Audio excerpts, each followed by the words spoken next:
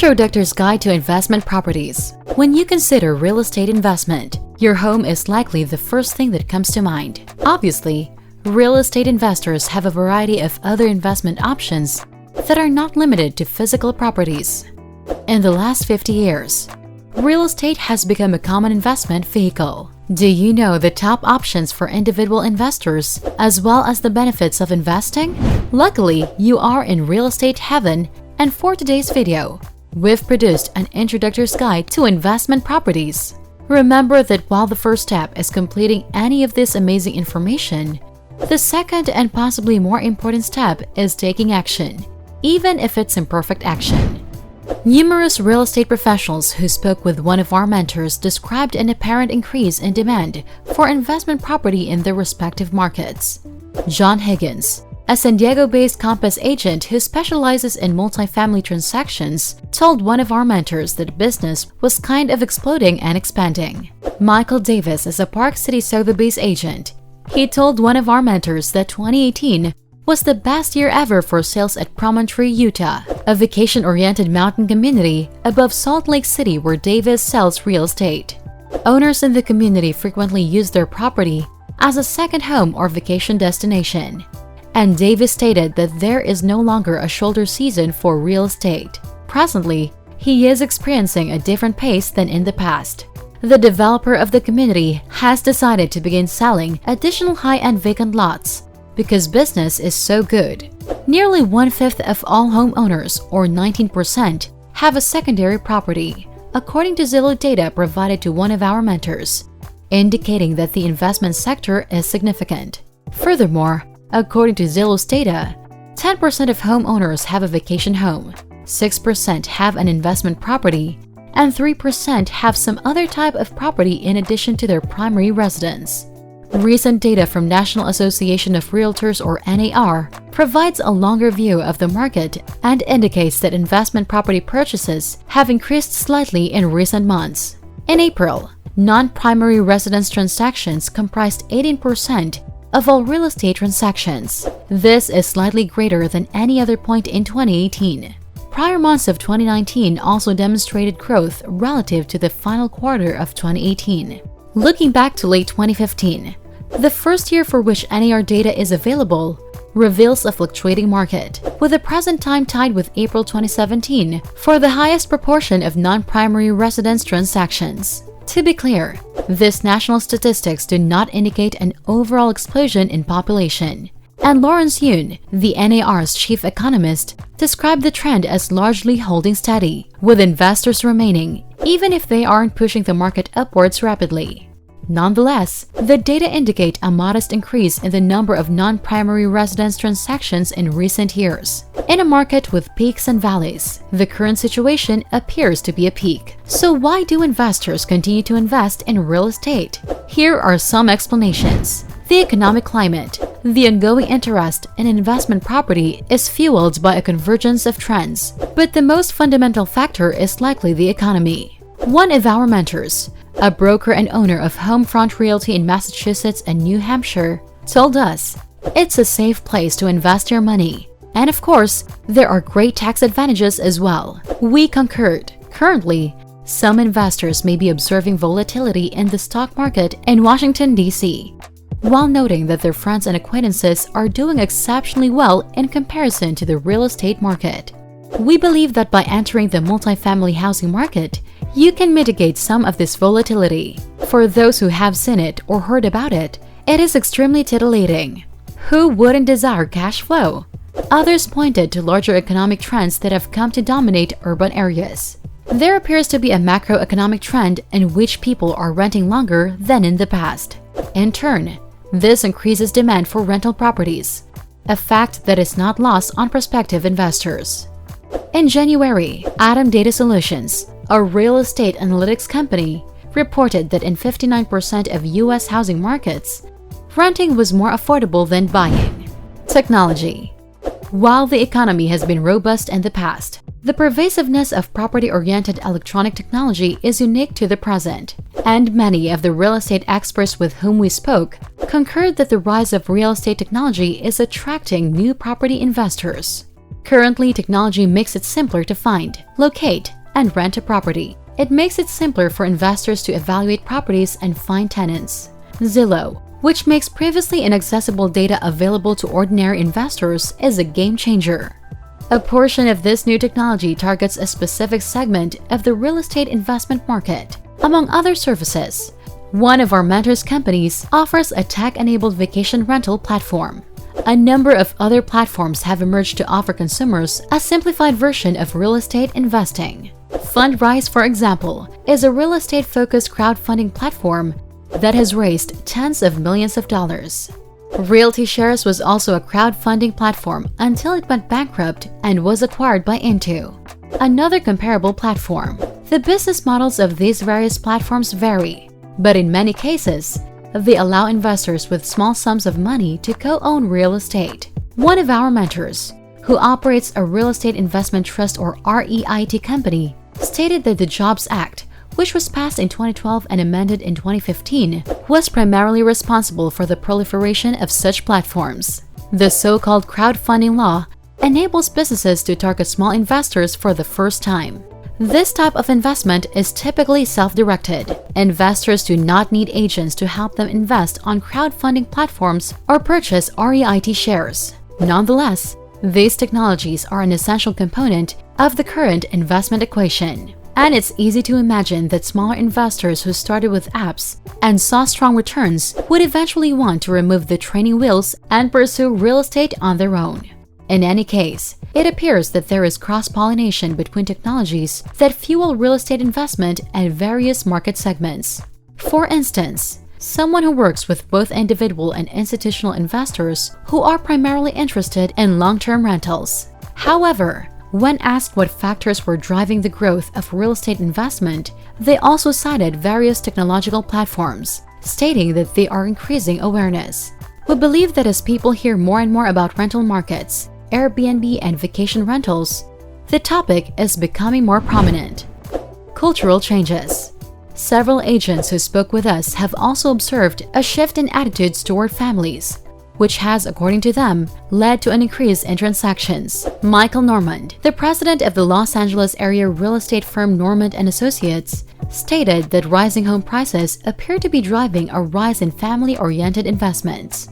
He stated that many families are concerned that their children will not be able to afford home ownership.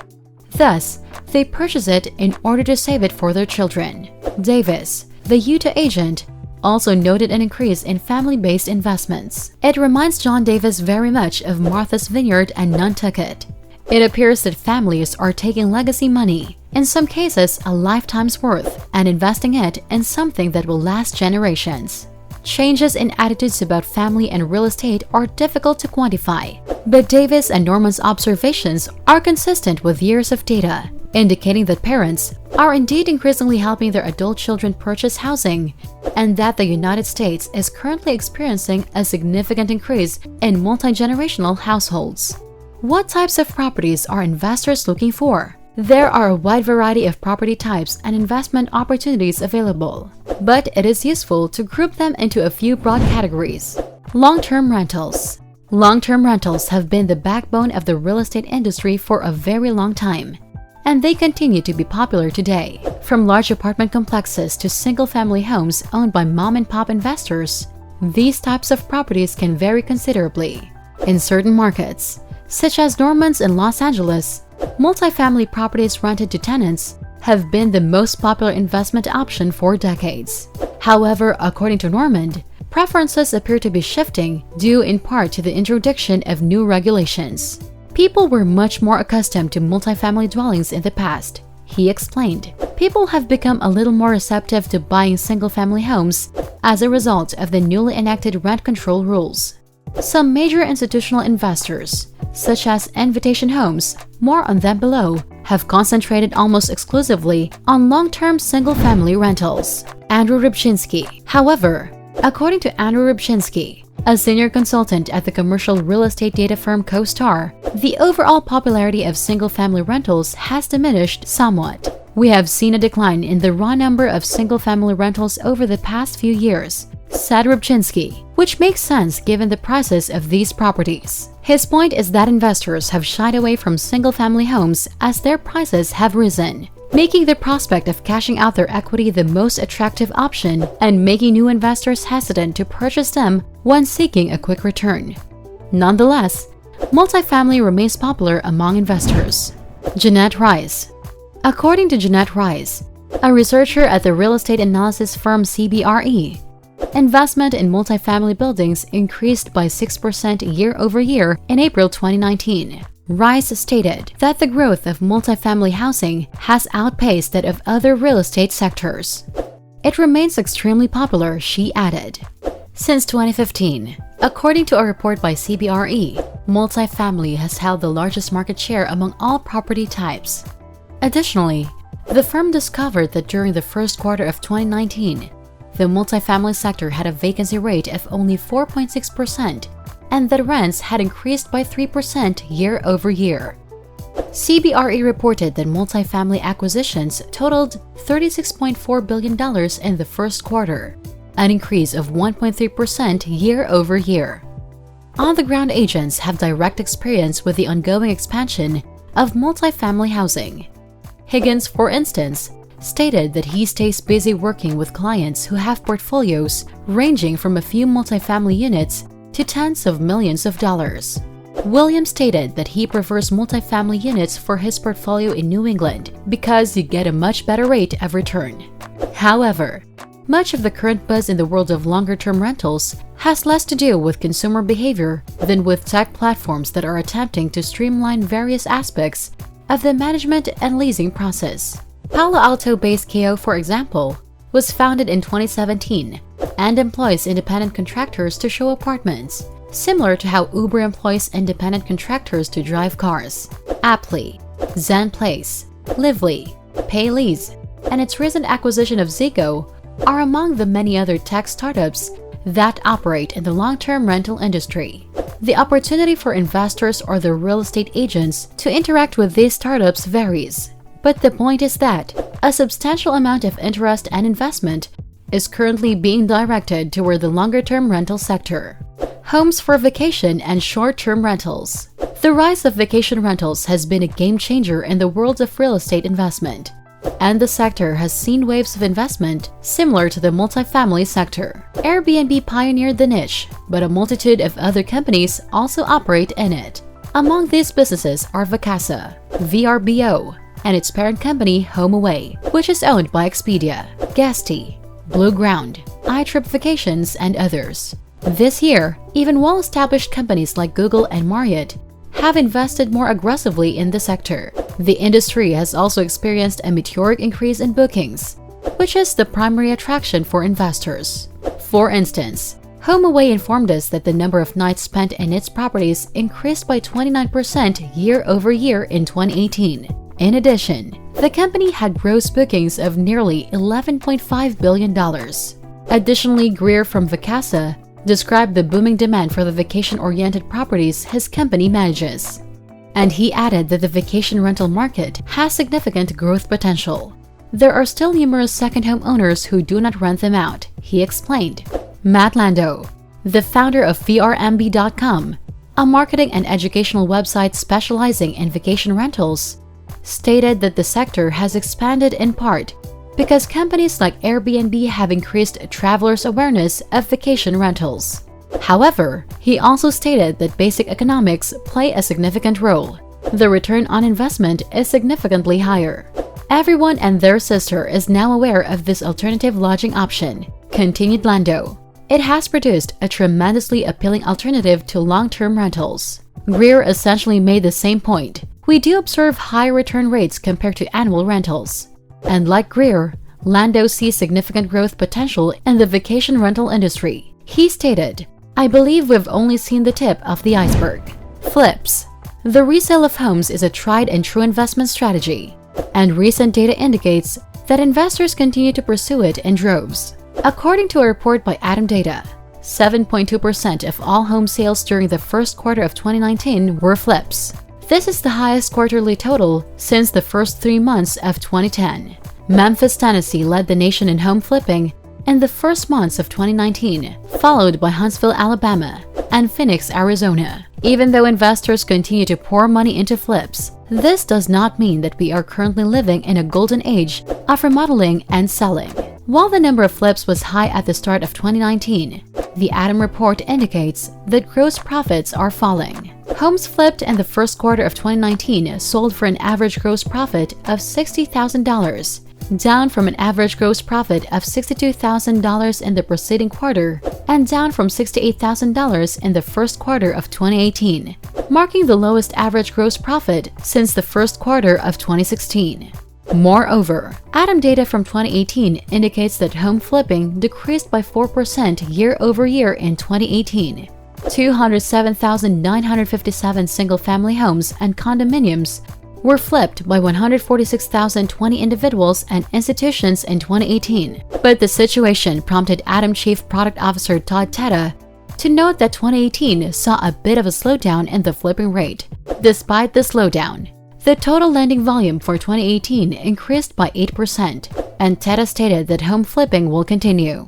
In the report, he explained the market is still ripe with investors flipping and deals are still available, especially in the lowest priced areas of the country, where financial distress levels remain the highest. Cassidy, the San Diego Compass agent who recently received a call from a prospective flipper architect, has direct experience with the industry's decline. According to him, he continues to receive numerous inquiries from potential investors seeking to flip homes. However, as a result of the high prices in his region and the dearth of distressed properties, the actual number of transactions with flippers has decreased. These transactions are uncommon in 2019, he added. This does not imply that flipping is not a thing. Clearly, it is. However, it is no longer a booming growth industry as it once was. What's up with investment institutions? Institutional real estate investors have been around for a very long time. But since the Great Recession, a number of firms have acquired tens of thousands of homes. Invitation Homes, which is owned by private equity firm Blackstone, is probably the most well-known of these companies. But there are others, many of which operate LongTerm Rentals. Chief economist of the National Association of Realtors Lawrence Yun told us that institutional investors have flocked to markets like Memphis and Phoenix, where they can earn high returns on their properties.